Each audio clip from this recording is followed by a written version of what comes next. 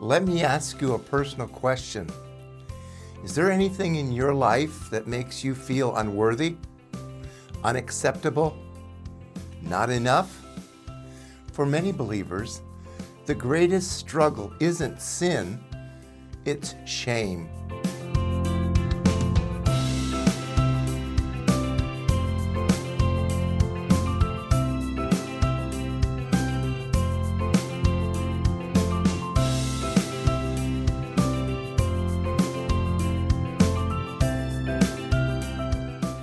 Shame whispers, there's something wrong with you. You're a disappointment to God. You don't measure up. But here's the truth. Shame is not your voice. Shame is not God's voice. Shame is the voice of Satan, the accuser, distorting your identity. And that voice was silenced at the cross. If you've ever felt unworthy, broken, or not enough, today's broadcast will set your heart free. We'll begin with the problem. What shame really is. Shame is not conviction. Shame is not the Holy Spirit. Shame is a lie about your identity. Shame says who you are is flawed. You are your failures. God tolerates you, but He's disappointed in you. But here's the theological truth. Shame is rooted in the old identity, that identity that was crucified with Christ. Romans 6:6, knowing this, that our old man is crucified with Him. The old identity, the one Satan used to accuse, no longer exists. Yet Satan still whispers to your soul through old flesh patterns, trying to convince you that what Christ destroyed is still alive. Why? Because if he can distort your identity, he can distort your experience of Christ's life. Shame is Satan's favorite tool because shame keeps believers from receiving God's love. Here is the gospel most Christians never hear clearly.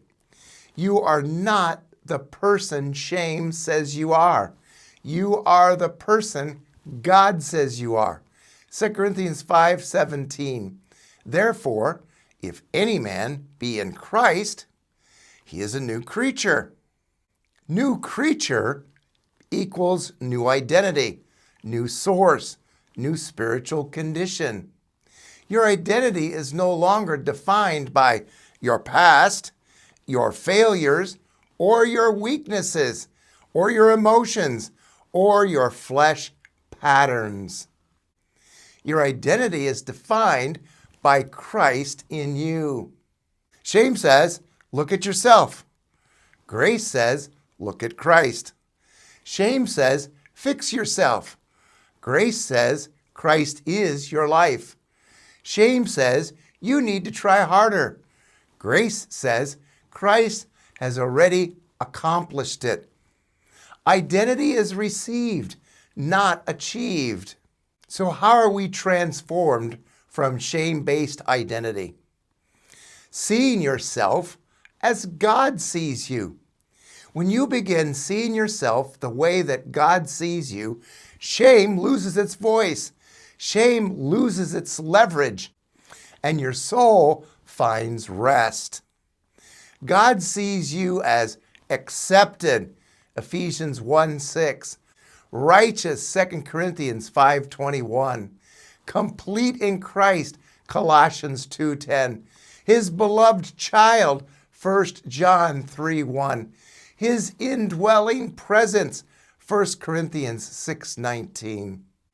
What God sees is the real you. What shame says is the old lie. Freedom comes when you choose which voice you will derive from. You're going to hear both voices, most of the time simultaneously. But Galatians 5:1 says, "Stand fast, therefore, in the liberty wherewith Christ has made us free." You do not fight shame by resisting it. You walk free from shame by receiving Christ as your identity. I may illustrate it like this. Imagine someone looking into a broken mirror. The reflection is distorted, twisted, inaccurate. That's what shame does. It reflects a broken version of you that no longer exists. But Christ gives you a new mirror, His life in you. When you see yourself through His reflection, you see truth instead of distortion.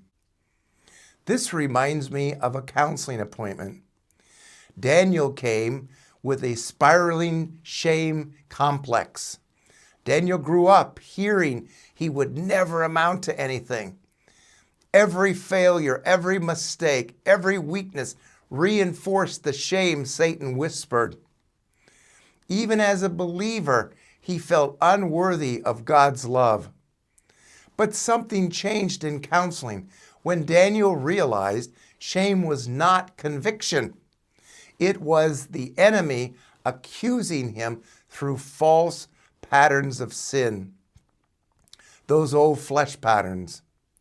As Daniel began seeing himself as God saw him, crucified with Christ, risen with Christ, filled with Christ, the shame began to lose its grip. He didn't become stronger, he became receptive to the identity he already possessed in Christ. Visualize with me two mirrors.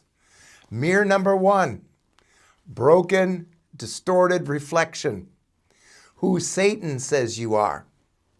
Mirror number two, clear reflection of Christ in you, who God says you are.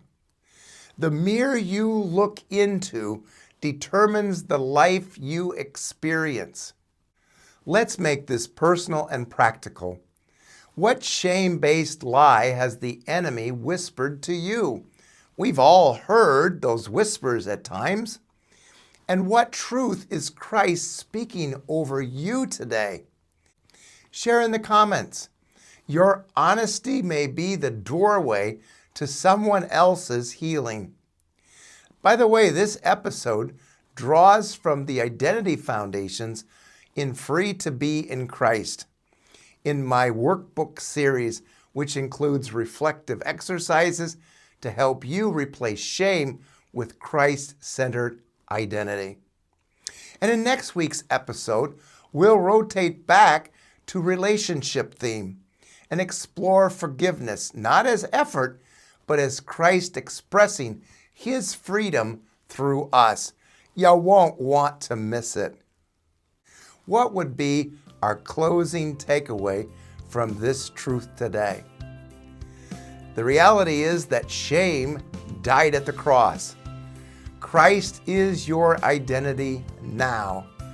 And seeing yourself as God sees you, that's life as God intended.